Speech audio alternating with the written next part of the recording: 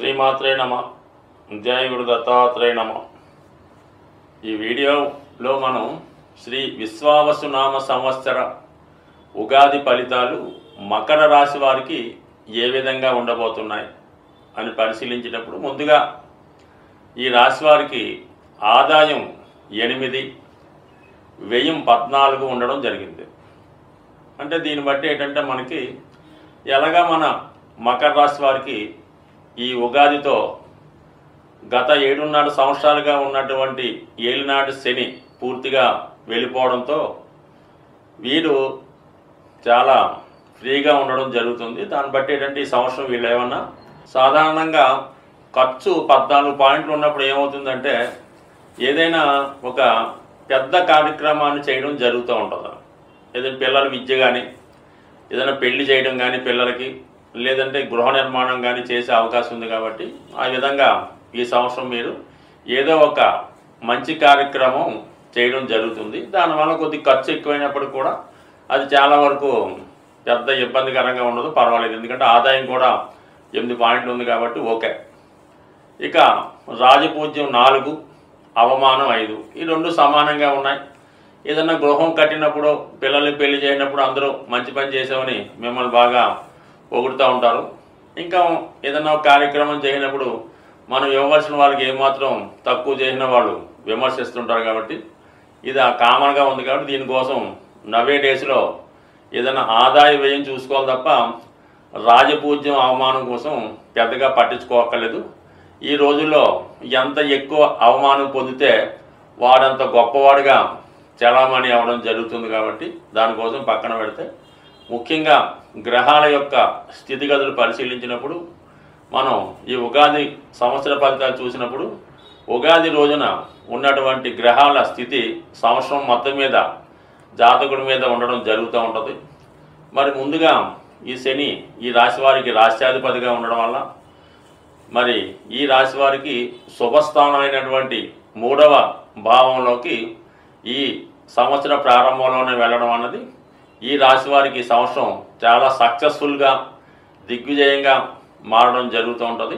ఇంచుమించుగా మనకి మే నెల 18వ తారీఖు వరకు కూడా 3వ స్థానంలో శని రాహుల కలయిక ఈ రాశివారు అటు సినిమా పరిశ్రమలో ప్రవేశించాలన్నా, ఏదైనా ఒక ఇండస్ట్రీ స్థాపించాలన్నా, లేదా సాఫ్ట్వేర్ రంగంలో కానీ విదేశ వ్యవహారాల్లో ఏదైనా చేయాలన్నా కూడా ఈ గ్రహస్థితి చాలా వరకు అనుకూలిస్తూ ఉంటుంది. ఈ సమయంలో మీరు ఒక ప్రొఫెషన్ నుంచి వేరే ప్రొఫెషన్లోకి మారడానికి కూడా ఇది అవకాశం ఉంటుంది. అంటే అప్పటిదాకా మీరు ఏదో సాఫ్ట్వేర్ రంగంలో ఉంటూ సడన్గా ఏ బ్యాంకింగ్ రంగంలోకి మారచ్చు, లేదంటే ఒక సినిమా ఇండస్ట్రీలోకి మారచ్చు.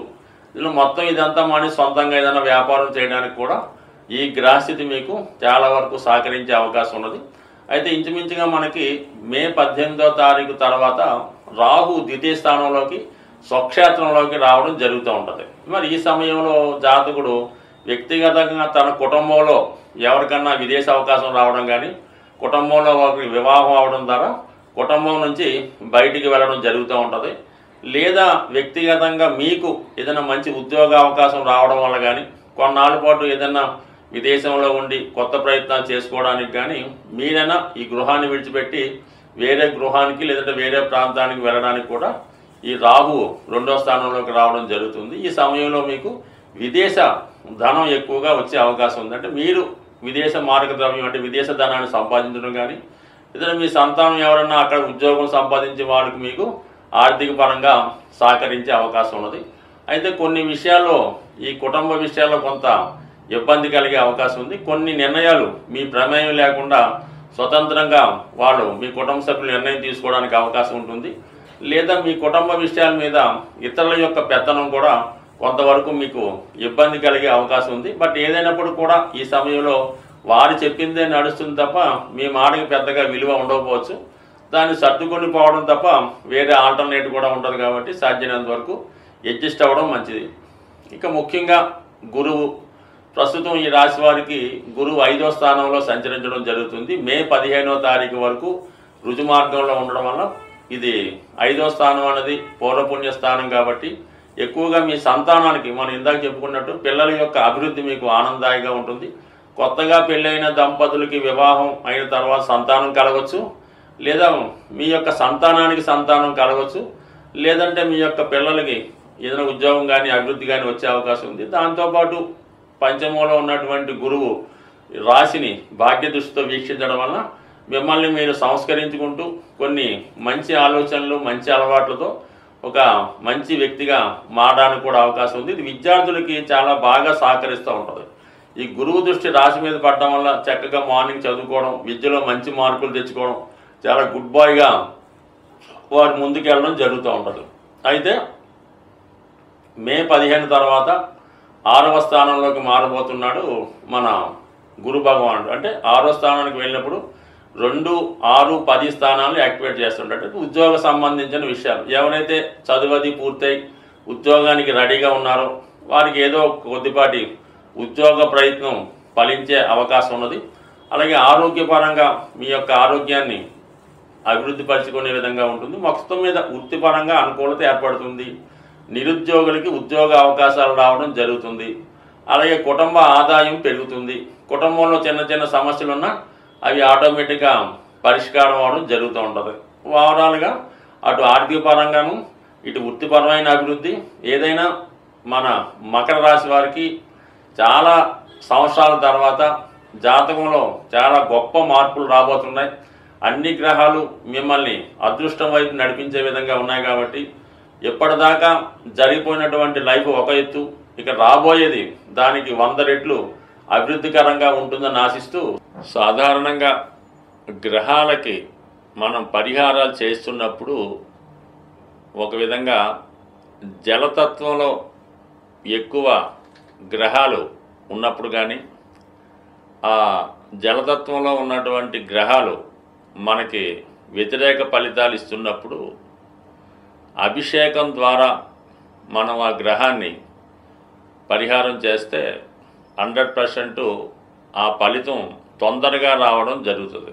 ఇప్పుడు మనకి ఈ మీనరాశిలో 6 గ్రహాలు ఉండగా ఈ సంవత్సరం ప్రారంభమైంది కాబట్టి అందులో మిత్రగ్రహాలు ఒకటే ఉంటే పర్వాలేదు, శత్రుగ్రహాలు కూడా ఉండడం వల్ల అంటే శుక్రుడికి రవికి వ్యతిరేకత, శనికి రవికి వ్యతిరేకత, ఈ విధంగా ఒక రాశిలో ఈ పాపగ్రహాలు చేరినప్పుడు ఆ భావం యొక్క ఫలితాన్ని సంపూర్ణంగా నాశనం చేయడం జరుగుతూ ఉంటుంది. మరి ఆ కారణం వల్ల ఈ ద్వాదశ రాశుల వారికి కూడా ఈ రాహువు, శని, రవి వ్యతిరేక ఫలితాలు ఈ సంవత్సరంలో ఇస్తున్న కారణంగా మరి మీరంతా కూడా అభిషేకం ద్వారా మీరు గ్రహాలకి పరిహారం చేసుకోవచ్చు. అంటే ఇన్ని గ్రహాలకి మీరేమీ పరిహారం చేయక్కర్లేదు. అందరికీ ఆది దైవమైనటువంటి శివుడికి మీరు జలంతో అభిషేకం చేయడం వల్ల మీకు ఎక్కువగా గ్రహశాంతి జరిగే అవకాశం ఉంటుంది. అలాగే మీరు ఏదైనా ఒక పుణ్య నది స్నానం ద్వారా ఖచ్చితంగా ఈ గ్రహాల యొక్క ఫలితాల నుంచి అంటే పాప ఫలితాల నుంచి బయటపడే అవకాశం ఉంది. కాబట్టి మరి విధి విధానంగా అన్ని రాశుల వారికి సులభంగా మీరు పరిహారం పొందాలంటే ఒకటేంటంటే శివుడికి మాస శివరాత్రి రోజు అభిషేకం చేసుకోవడం, అవకాశం ఉన్నప్పుడు పుణ్యనది స్నానం చేయడం ద్వారా మీరు పునీతులయ్యే అవకాశం ఉంది. అలాగే మనకి ఏదైనా అగ్నితత్వ రాశిలో ఉన్నటువంటి గ్రహం ఇబ్బంది పెడుతుంటే మరి హోమం చేసుకోవడం ద్వారా ఆ గ్రహం యొక్క మంచి ఫలితాన్ని పొందవచ్చు. అంటే ప్రస్తుతం ఈ ప్రారంభంలో పెద్దగా అగ్నితత్వ రాశుల్లో గ్రహాలు లేవు కాబట్టి ఏదైనా మీకు ఇదొక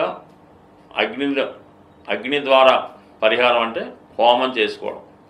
అయితే భూతత్వ రాశులైనటువంటి వృషభం, మకరం, కన్య రాశుల్లో పాపగ్రహాలు ఉన్నప్పుడు వాటి పరిహారం నిమిత్తం మీరు మరి దైవానికి ప్రసాదాలు పెట్టడం ద్వారా పరిహారం పొందొచ్చు. ఒక విధంగా అన్నదానం ద్వారా మీరు ఆ గ్రహాల యొక్క అంటే ఆ రాశి యాక్టివేట్ అయితే ఆటోమేటిక్గా అందులో ఉన్నటువంటి గ్రహం మంచి ఫలితం ఇస్తుంది. కాబట్టి మరి కేతుగ్రహ అనుగ్రహం కోసం అన్న సంతర్పణ ద్వారా అన్నదానం ద్వారా ఫలితాన్ని పొందొచ్చు.